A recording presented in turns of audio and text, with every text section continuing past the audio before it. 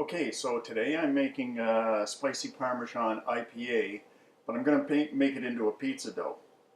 I've been having issues with the Spicy Parmesan IPA in that it doesn't rise like the other ones. It's still also a little bit, because IPA beers tend to be on the bitter side, the bread tends to be on the bitter side too. So I haven't been very happy with it. But that said, as a pizza dough, it is phenomenal. So that's what I'm going to be doing today. So I've got here in the measuring cup, I've proofed my yeast in the beer, in the IPA, local craft brewed IPA. So that's into the mixer.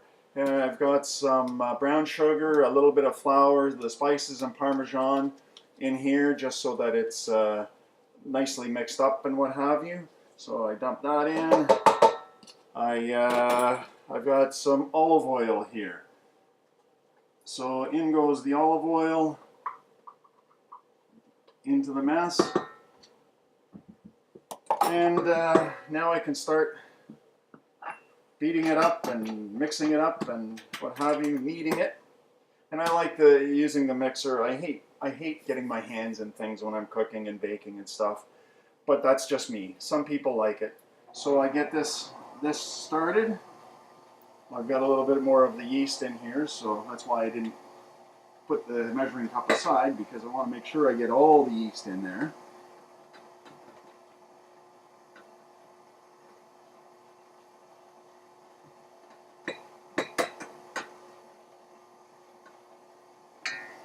There we go, all the yeast is pretty well in. Now I can slowly start adding the rest of the flour. The one thing I will say about the Spicy Parmesan IPA dough and what have you is that it smells wonderful when it's mixing. It really does, and actually it smells pretty good when it's baking too. And here we go, mixing it up.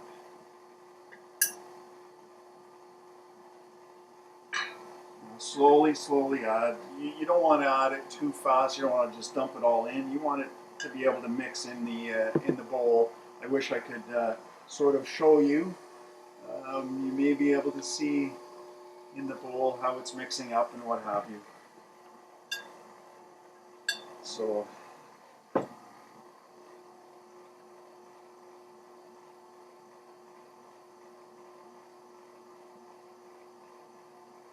I find when I'm using a mixer that I like to spread the flour around as I'm putting it in. It just helps to get the flour mixed in a little bit quicker.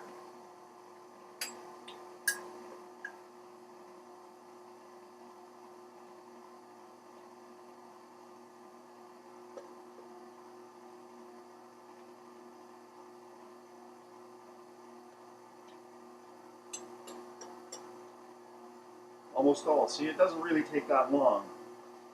The longest part of this process is letting letting it knead.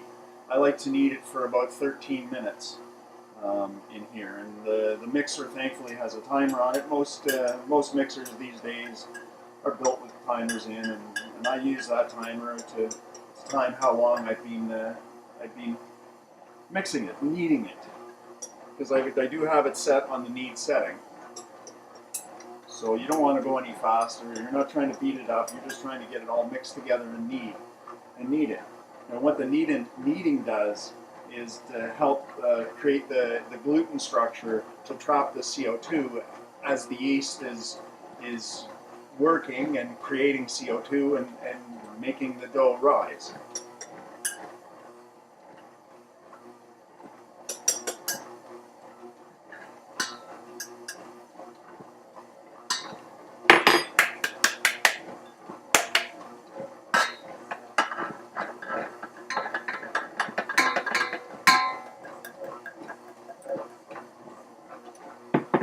Once I get all the liquid and stuff out of the measuring cup, because I need some place to put the spatula while I'm adding the dry ingredients, so I don't quite get rid of the measuring cup yet, and there's always a little bit of liquid left inside. So I scrape it out, and there, it's done with. There's still flour left, and I'm going to use the spatula in a minute to get the remaining flour out of the bowl. And I'm going to use this bowl here for its first rise.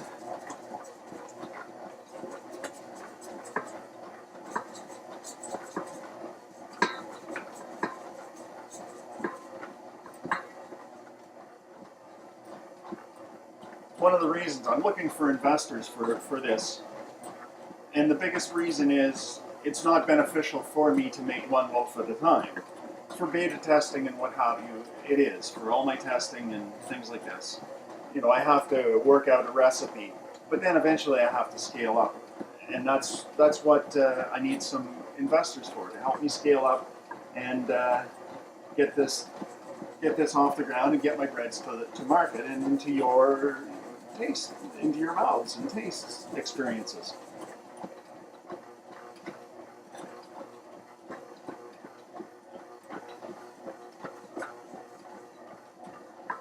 As I say, I let this knead for about 13 minutes. Again, as I say, I clean out the bowl of all the rest of the flour. There's probably maybe 1 gram or so of flour in there. So I want to try to make sure I use all the flour that I've measured out. And when I measure, I don't use cups and things like that. I do use weight when I measure my recipes, as weight is a little bit more accurate. So and I know that by using weight, it will help me with scaling up the recipes. If I want to make 6, 10 loaves at a time, I have to scale up the recipe, and I have to make sure that what is good for 1 can be good for 10. So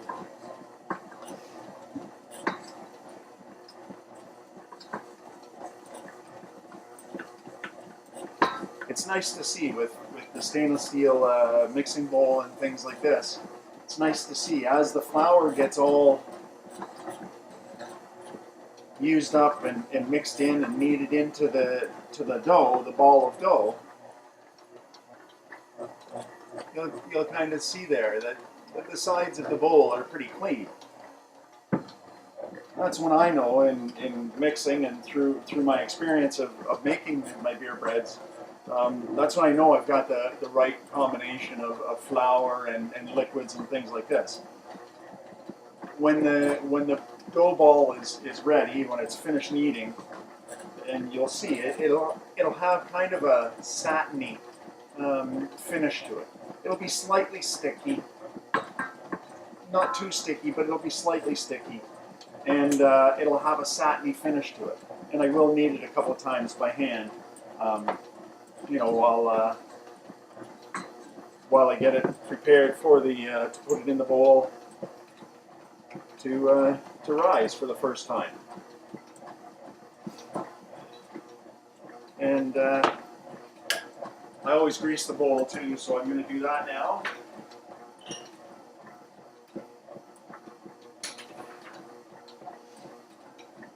I use olive oil on the bowl, and you don't want it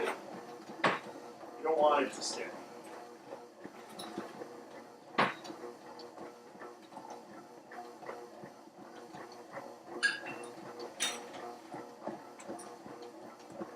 So there's the bowl, and I'm oiling it up so that the dough doesn't stick when it's doing its rise. The oil, because there's oil in the dough itself, the oil doesn't hurt it. The little bit extra oil that's on the bowl and the lid won't hurt it. As I say, it just helps it not stick.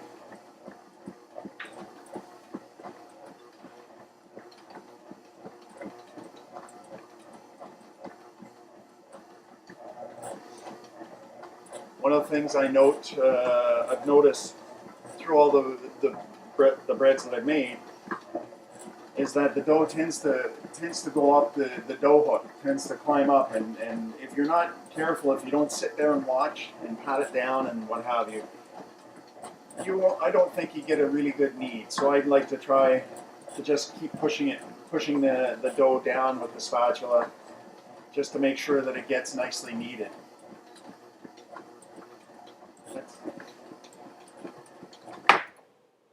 And there we have 13 minutes. I'm going to pull the dough out of the bowl. As I say, it's going to be a little sticky and what have you, but that's okay.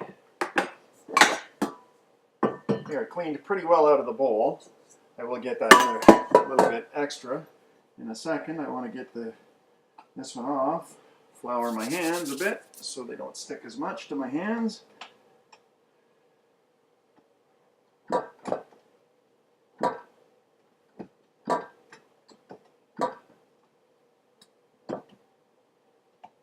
There, as I say, it's a little bit silky. And this is what I do. See, you grab it and you roll it under. And that's another way of kneading that I learned. And again, I'll add this little bit that's left in the bowl. I like to use up all my dough. So there you go. Oh, and it was sticking to my hand a bit because it was sitting there for a little bit. And there. So I put it in the rising bowl. Just put a little bit of oil on top so that the top doesn't dry out when it's rising. And a lid. And we're ready to let it rise for about an hour. Okay, so now it's been just over an hour, and I'm doing 2 breads. So the first one is ready to go. As you see, it's a heck of a lot higher than when it was when I put it in there.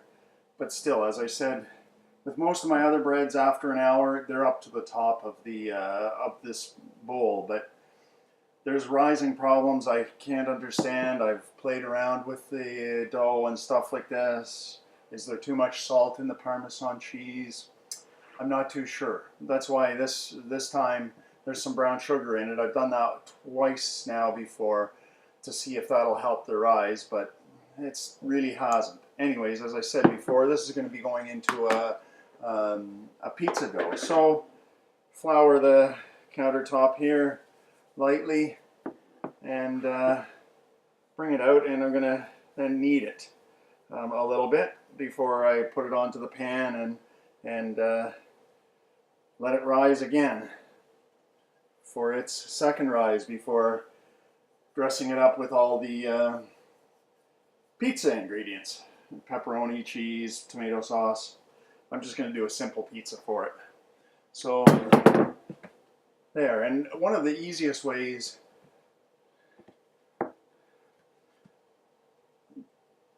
to knead, you pull it and you fold it over. Pull it in, fold it over.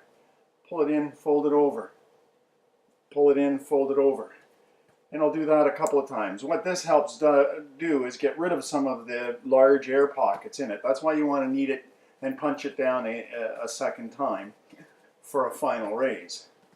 So, and there, we're getting about the size of the ball that I had to begin with. And that's quite normal. So I'm just going to sort of flatten it out, try to flatten it out and what have you. Now I've taken a cookie sheet, I've got some parchment paper on it, because I like big pizzas. Pizzas don't have to be round. And then you just spread it out.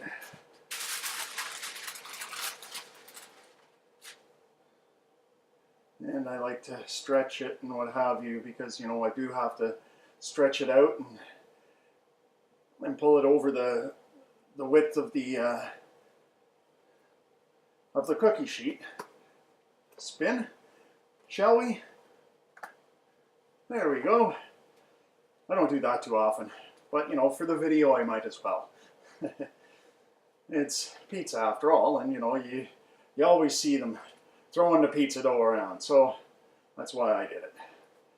Again, flattening it out, stretching it out over the width of the and size of the cookie sheet.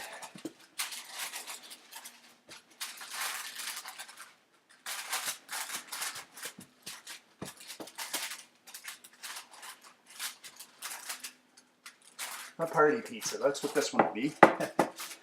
Now I just need to have a party. And some of the people I know who would come to the party would live too far away, so they can't make it. As I say, the spicy Parmesan, it has its rising issues, but for a pizza dough, it does make a wonderful pizza dough. The spices just, you know, help the pizza, help everything, and helps it taste so much better. It's not the easiest thing spreading out the dough. I'll lift it up in a second once I'm a little bit satisfied with how the dough is spreading across the baking sheet.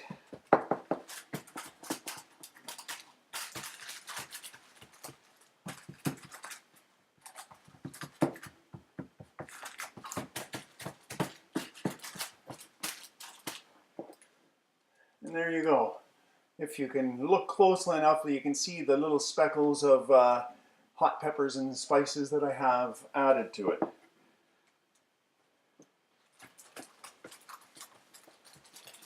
Stretch it out just a little bit more before putting it to bed for the second time.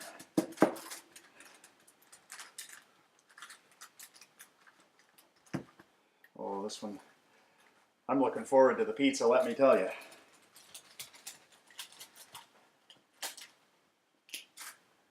There we go. So that's pretty well done. That pretty well covers the cookie sheet. And put it back here somewhere nice and warm where it can rise. I'm going to cover it over. I'm going to put some oil on it. I'm going to cover it over as well and let it rise for, again, another hour or so. So in the meantime, I'll be cutting up some pepperoni for topping the pizza with. Okay, so it's been just about an hour or so, and the pizza dough is ready to put toppings and things on. So the sauce will go on. My daughter prefers sauce light, and even though she's not here to try any of this, I tend to agree with her on that. I prefer a lighter sauce, light on the sauce. So about half a small can of pizza sauce I'm using.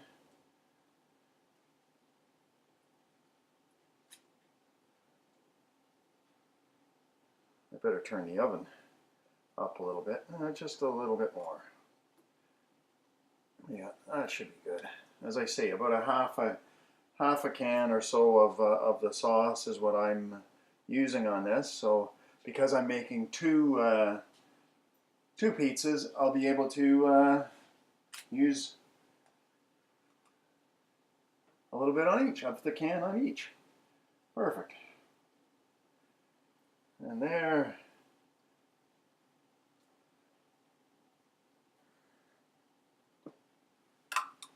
The tomato sauce is on. I'm going to turn on the oven.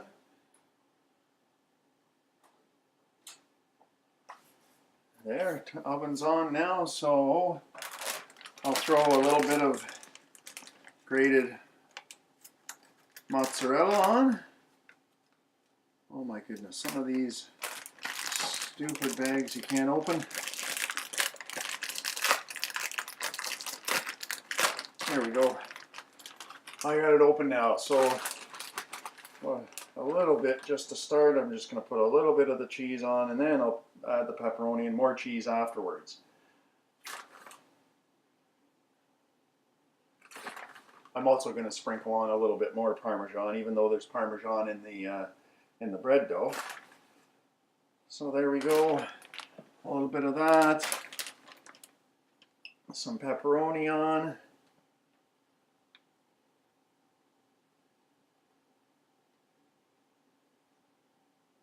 Probably be lots of pepperoni. Not that I mind.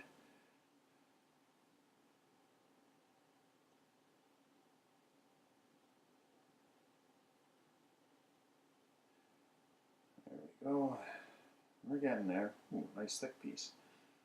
Somebody's gonna have a nice thick piece of pepperoni on their zaw. So I'll throw a few more here and there on.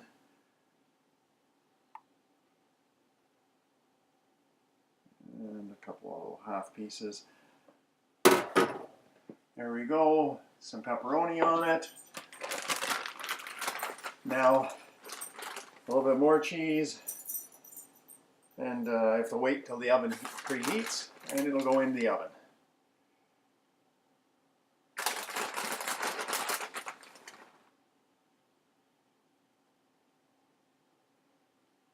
Oops.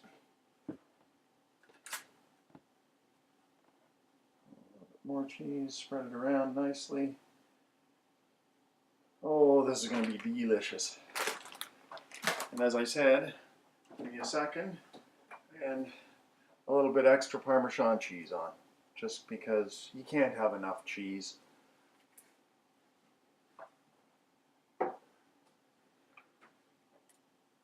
And there you go. So that's ready for the oven, and that's that.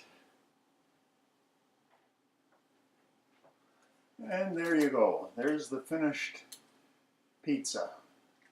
I'm looking forward to it later. It's got to cool a little while, so I'm just going to put it on a rack. Normally with my loaves of bread, as soon as they're out of the oven, I take them off of the out of the pan. But I'm not going to do that with my pizza today. So I'm just going to leave them here to cool down themselves.